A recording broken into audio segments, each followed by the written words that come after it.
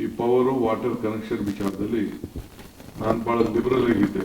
Court decision ತೊಡಕ್ ಆಗ್ತಿರಲಿಲ್ಲ. ಅದು government we have taken A decision ಅವ್ರಿಗೆ ಸಹಾಯ ಮಾಡಬೇಕು ಅಂತ. ಸೊ ಅದಕ್ಕೆ ಬಹಳ ಜನ ಕಾಂಟ್ರಾಕ್ಟ್ಸ್ ಬೇರೆ ಬೇರೆಲ್ಲ ನಮಗೆ ಜಾಸ್ತಿ ಜನಕ್ಕೆ ಅನುಕೂಲ ಆಗಲ್ಲ ನೀವು ತೆಗೆದುಕೊಂಡಂಥ ಡಿಸಿಷನ್ನು ಅಂತೇಳಿ ನಮ್ಮ ರೆಪ್ರೆಸೆಂಟೇಷನ್ ಕೊಟ್ಟರು. ಕೆಲವೆಲ್ಲ ಪೇಪರ್ಲೆಲ್ಲ ಕೆಲವುದೆಲ್ಲ ಸ್ಟೇಟ್ಮೆಂಟ್ಗಳೆಲ್ಲ ಗಮನಿಸಿದ್ದೇವೆ. ಅದಕ್ಕೆ ನಾವು ಇದು 31/5/2000 ಒಳಗಡೆ ಯಾರ್ಯಾರು ಕಟ್ಟಡಗಳನ್ನ ಪೂರ್ಣಗೊಂಡಿದೋ ಅಂಥವ್ರಿಗೆ ಅಂತ ಹೇಳಿ ನಾವು ಹೇಳಿದ್ದು. ಅವರು ನಮಗೇನು ಅನುಕೂಲ ಆಗಲ್ಲ ಅಂತ ಹೇಳಿದ್ದಾರೆ.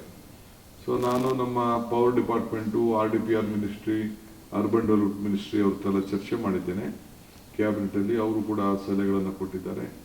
ಸೊ ಅದಕ್ಕೆ ಯಾರ್ಯಾರು ಹಳೆ ಕಟ್ಟಡ ಪೂರ್ಣಗೊಂಡಿದೆ, ಅವರು 31/5/2000 ಒಳಗಡೆ ಪೂರ್ಣಗೊಂಡಿದೆ, ತಾತ್ಕಾಲಿಕ ವಿದ್ಯುತ್ ಸಂಪರ್ಕವನ್ನು ಹೊಂದಿದೆ, ವಾಸದ ಮನೆಗೆ ಶಾಶ್ವತವಾದಂಥ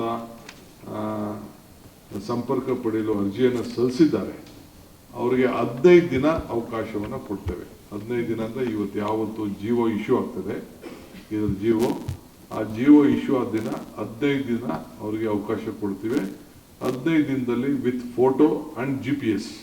ಯಾವುದೇ ಪರ್ಮಿಷನ್ ಪಡೆದಿಲ್ಲ ಅವರು ಕೂಡ ಕೊಡಬಹುದು. ಇದು ಬರೀ ಟೆಂಪರರಿ ಪರ್ಮಿಷನ್ ಪಡೆದಿದ್ದಾರೆ. ಬಟ್ ಯಾವುದೇ ಪರ್ಮಿಷನ್ ಪಡೆದೇ ಹೋದ್ರು ಕೂಡ, ಟೆಂಪರರಿ ಕನೆಕ್ಷನ್ ತೆಗೆದುಕೊಂಡಿದ್ರು ಕೂಡ, ಅವರು ಕೂಡ ಬಿಲ್ಡಿಂಗ್ ಕಟ್ಟಿದ್ರೆ ಆ ಬಿಲ್ಡಿಂಗ್ ಸಮೇತ ವಿತ್ ಫೋಟೋಗ್ರಾಫ್ಸ್ ವಿತ್ GPS. ನಾವು ಸುಮ್ಮನೆ ಖಾಲಿ ಮನೆಯನ್ನ ಈಗ ದಲಾಲರಲ್ಲಿ ಕಟ್ಟೋದು ಅದಕ್ಕೆಲ್ಲ ಅವಕಾಶ ಕೊಡಲ್ಲ. ಅದಾಯ್ತು ಅಂದ್ರೆ ಇನ್ನ ಕಾಂಪ್ಲಿಕೇಶನ್ ಆಗ್ತದೆ. ಸೊ ಅದೆಲ್ಲ ನಮಗೆ ಮಾಹಿತಿ ಇದೆ ಈಗಾಗಲೇ. ಅದಕ್ಕೂ ಕೂಡ ನಮ್ಮ ಅಧಿಕಾರಿಗಳಿಗೆ ನಾವು ಅದಕ್ಕೆ ಪಂಚಾಯತಿ ಲೆವೆಲಲ್ಲಿ, EO ಲೆವೆಲಲ್ಲಿ, ಮುಂದೆ ಕಾರ್ಪೊರೇಷನ್ ಅಲ್ಲಿ ಅದಕ್ಕೆಲ್ಲ ಡೈರೆಕ್ಷನ್ಸ್ ಕೊಡ್ತೇವೆ. ನಾವು ವಿಲ್ ನಾಟ್ ಅಲೋ ಹೊಸ ಕನ್ಸ್ಟ್ರಕ್ಷನ್ ಮಾಡಕ್ಕೆ ಅವಕಾಶ ಇಲ್ಲ. 15 ದಿನ ಮಾತ್ರ ನಾವು ಟೈಮ್ ಕೊಡ್ತಾ ಇದ್ದೀವಿ.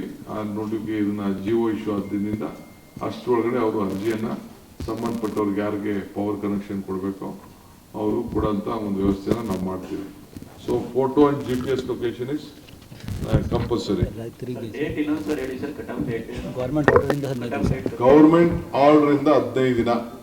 ಗೌರ್ಮೆಂಟ್ ಆರ್ಡರ್ ನಾಳೆ ಆಗ್ಬೋದು, ಇವತ್ತಾಗ್ಬೋದು, ನಾಳೆದಾಗ್ಬೋದು.